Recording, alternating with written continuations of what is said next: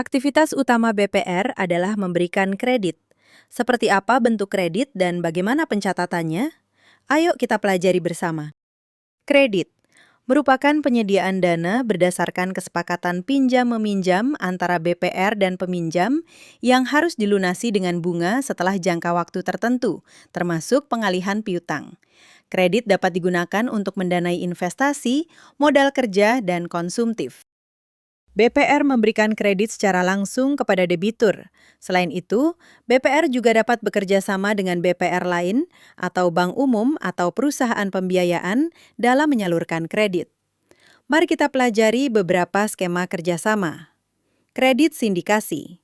Kredit yang diberikan bersama oleh dua atau lebih bank atau perusahaan pembiayaan dengan pembagian dana, risiko, dan pendapatan. Kredit channeling. Dana pembiayaan kredit ini berasal dari pihak lain. Dana hanya dapat disalurkan untuk debitur dengan kriteria tertentu yang disepakati. Karena bukan dana BPR, maka kredit ini tidak muncul di laporan posisi keuangan, tetapi di rekening administratif off balance sheet dan diungkapkan pada catatan atas laporan keuangan. BPR mendapatkan fee atas penyaluran kredit ini. Kredit executing. Kredit yang seluruh atau sebagian dananya berasal dari pemerintah atau pihak penyedia dana lainnya. Bank mengambil margin dan menanggung risiko gagal bayar. Kredit program penjaminan. Biasa berupa KUR dengan dana berasal dari BPR tetapi risiko kredit. Sebagian dijamin oleh pemerintah, asuransi kredit, atau pihak lain. Berikut ini istilah yang sering dipakai dalam kegiatan perkreditan. Kelonggaran tarik, pokok kredit atau baki debit, kewajiban debitur berupa tagihan bunga dan denda. Berikutnya, bunga kredit kontraktual, provisi kredit dan denda atau penalti, serta komitmen fee. Di bagian awal, kita sudah belajar cara mendapatkan suku bunga efektif. Berikut potensi variasi kredit dan efeknya ke penerapan suku bunga efektif. Pertama, kredit dengan suku bunga tetap memiliki satu suku bunga efektif yang dihitung pada awal pemberian kredit. Kedua, kredit dengan pencairan bertahap. Untuk jangka waktu dan jumlah penarikan yang telah ditentukan, BPR menghitung suku bunga efektif. Untuk jangka waktu dan jumlah belum ditentukan, suku bunga efektif dihitung per tahap penarikan. Untuk pencatatan yang digabung seluruh tahapan, maka amortisasi dilakukan dengan metode garis lurus. Ketiga, suku bunga efektif dihitung dengan suku bunga awal yang diestimasi dan disesuaikan setiap kali terjadi perubahan arus kas akibat perubahan tingkat suku bunga. Perlakuan akuntansi untuk kredit. Pada saat pengakuan awal, kredit diukur dengan biaya perolehan, ditambah atau dikurangi biaya transaksi, misalnya fee referensi dan provisi. Kredit selanjutnya diukur dengan biaya perolehan diamortisasi. Pendapatan bunga diukur dengan suku bunga efektif. BPR yang memberikan kredit dengan perjanjian suku bunga flat melakukan konversi arus kas cicilan pokok dan bunga dari suku bunga flat ke suku bunga anuitas. Sobat BPR dapat melihat kembali materi terkait biaya perolehan diamortisasi yang juga membahas suku bunga efektif. BPR wajib melakukan review berkala kondisi debitur, minimal 3 bulan sekali. BPR menghentikan pengakuan kredit pada saat BPR tidak lagi memiliki hak kontraktual atas arus kas masa datang atau BPR telah mentransfer kredit tersebut. Kredit disajikan dalam pos tersendiri dalam laporan posisi keuangan sebesar biaya perolehan diamortisasi. Contoh berikut terlihat dari awal, bank telah melakukan netting terhadap kredit yang dicairkan dengan provisi yang diterima. Selanjutnya, diamortisasi dengan suku bunga efektif. Kredit sindikasi disajikan berdasarkan porsi kredit yang risikonya ditanggung BPR, termasuk biaya transaksi yang terkait dengan porsi kredit dimaksud. Sedangkan kredit kelolaan disajikan pada pos kredit yang diberikan, berdasarkan porsi kredit yang risikonya ditanggung BPR, termasuk biaya transaksi yang terkait dengan porsi kredit dimaksud. Berikutnya, kita akan melihat berbagai contoh soal pemberian kredit langsung, channeling, cicilan flat, dan penarikan tidak terjadwal. Contoh soal akan dilengkapi dengan jurnal. Simak terus video ini. Soal pertama. BPR memberikan kredit kepada debitur dengan plafon kredit 145 juta, jangka waktu 1 tahun, bunga 15% per tahun, provisi 1,5%. BPR mengeluarkan biaya referensi 2 juta. Sesuai data, total dana yang dikeluarkan BPR adalah 145 juta, ditambah 2 juta, dikurangi 2.175.000. Debitur membayar cicilan pokok 145 juta dibagi 12 dan bunga 1,25% setiap bulan dari sisa baki debit. Mari kita hitung bersama. Langkah pertama, hitung arus kas yang keluar. Langkah kedua, hitung saldo kredit kontraktual untuk cicilan bunga. Langkah ketiga, petakan cicilan pokok dan cicilan bunga. Langkah keempat, bentuk arus kas di kolom C. Langkah kelima, hitung IRR.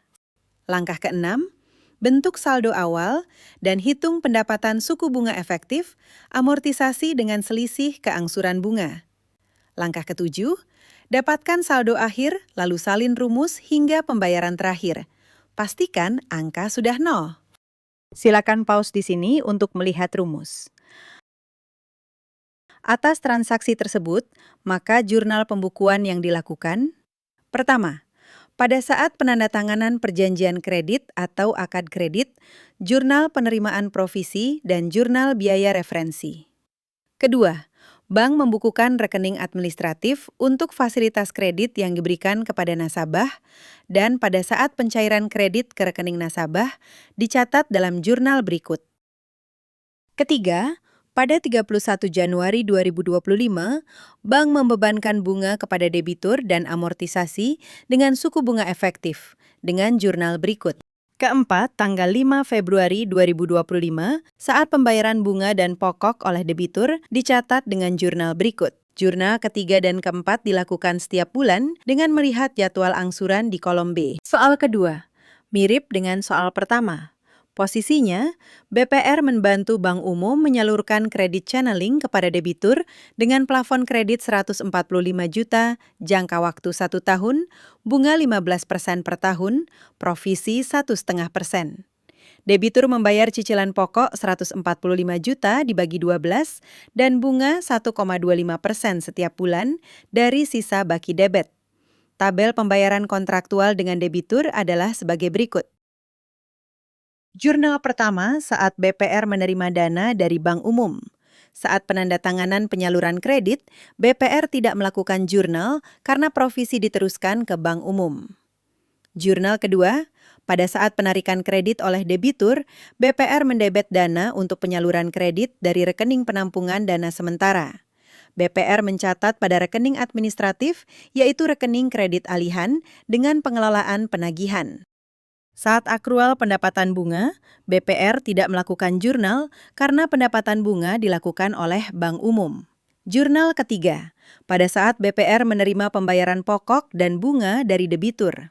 Jurnal terakhir, pada saat BPR mengakui fee pengelolaan kredit channeling kepada Bank Umum, dicatat sebagai berikut.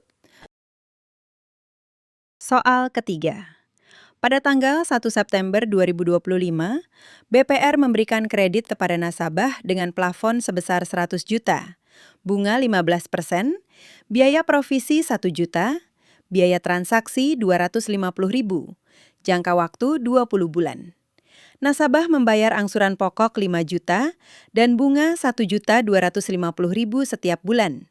Informasi detail dapat dilihat di tabel cicilan kontraktual. Mari kita hitung bersama. Tabel cicilan pokok dan bunga kontraktual telah tersedia. Kita lanjutkan dengan konversi ke tabel anuitas. Langkah pertama, susun arus kas keluar dan arus kas masuk dari cicilan. Hitung IRR. Langkah kedua, set saldo awal, lalu hitung bunga anuitas dari suku bunga tadi. Dapatkan cicilan pokok anuitas dengan mengurangi 6.250.000 dengan bunga anuitas. Langkah ketiga, dapatkan saldo akhir dan copy-paste seluruh rumus hingga cicilan ke-20. Selanjutnya, kita susun tabel suku bunga efektif. Langkah keempat, hitung kas yang dikeluarkan bank. Langkah kelima, Kas yang diterima bank diambil dari tabel anuitas untuk cicilan pokok dan cicilan bunga. Langkah keenam, totalkan arus kas dan hitung suku bunga efektif dengan rumus IRR. Langkah ketujuh, input saldo awal, hitung pendapatan dengan suku bunga efektif. Langkah ke-8, lanjutkan dengan amortisasi selisih pendapatan, suku bunga efektif dengan angsuran bunga anuitas. Langkah terakhir, dapatkan saldo akhir. Lalu, copy-paste rumus hingga ke cicilan 20. Pastikan saldo sudah 0. Pertama, jurnal pada saat penandatanganan perjanjian kredit. Bank mencatat penerimaan provisi, biaya transaksi, dan komitmen pinjaman di rekening administratif. Kedua, jurnal pada saat pencairan kredit kepada nasabah. Ketiga, bank melakukan akrual pendapatan suku bunga efektif dan melakukan amortisasi. Keempat, jurnal pada saat nasabah melakukan pembayaran cicilan pokok dan bunga. Secara kontraktual, debitur membayar cicilan pokok 5 juta dan bunga 1.250.000. Namun secara akuntansi, BPR mencatatkan dalam cicilan anuitas. Jurnal ketiga dan keempat dilakukan secara berulang dari cicilan pertama hingga cicilan ke-18. Soal keempat. Pada tanggal 1 Januari 2025, BPR memberikan kredit kepada nasabah dengan plafon sebesar 100 juta rupiah. Pinjaman dapat ditarik sewaktu-waktu, tidak terjadwal. Suku bunga 15% per tahun, biaya provisi 1 juta, biaya transaksi Rp250.000. Durasi 12 bulan. Bank mencatat transaksi pembebanan biaya provisi pada nasabah dan pembayaran biaya transaksi dengan net ke kredit yang diberikan. Selanjutnya, pada saat penandatangan perjanjian, bank mencatat komitmen fasilitas kepada debitur di rekening administratif. Pengakuan pendapatan provisi dan biaya referensi transaksi diakui secara garis lurus karena skema kredit tidak terjadwal. Bank mengakui sebagai bagian dari pendapatan bunga dengan net ke kredit yang diberikan. Debitur BPR mungkin melakukan pelunasan dipercepat terhadap fasilitas kredit. Sebelum melakukan pencatatan akuntansi, pastikan dua hal ini. Apakah terdapat klausul penalti atau biaya administrasi yang dikenakan kepada debitur? Berapa nilai terhutang debitur jika pelunasan dipercepat? Biasanya nilai terhutang debitur sesuai dengan tabel cicilan kredit yang telah disepakati di awal. Mari kita lihat contoh perhitungan pelunasan dipercepat dengan menggunakan soal nomor 3. Setelah melakukan pembayaran di cicilan kelima, debitur pada tanggal 1 Februari 2026 mengajukan pelunasan dipercepat. Penalti 2% dari sisa pokok. Petakan saldo sisa pinjaman sesuai tabel flat kontraktual dengan debitur dan tabel suku bunga efektif untuk pencatatan akuntansi. Sisa saldo pinjaman antara kedua tabel berbeda. BPR menyelesaikan sesuai saldo kontraktual dengan debitur.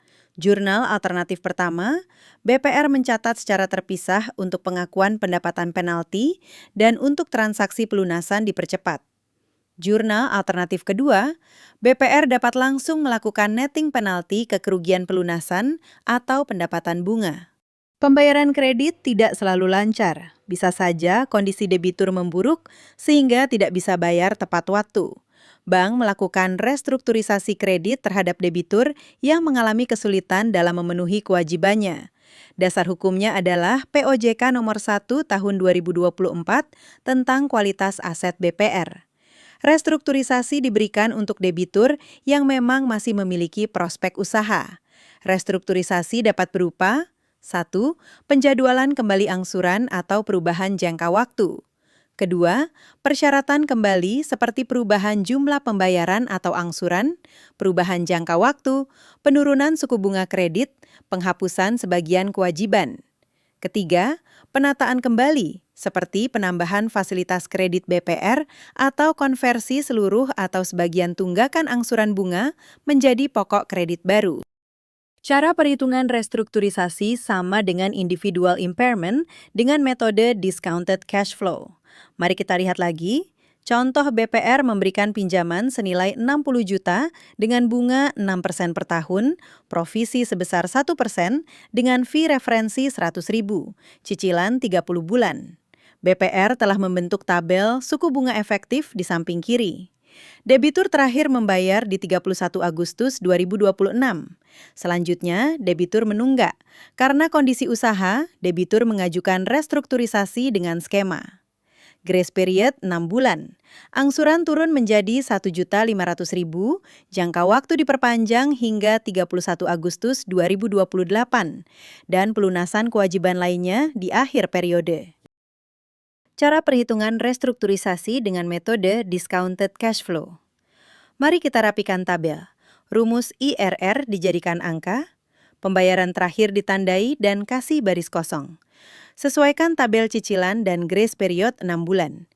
Input angka 1.500.000 di setiap bulan dan 15.900.000 di bulan terakhir.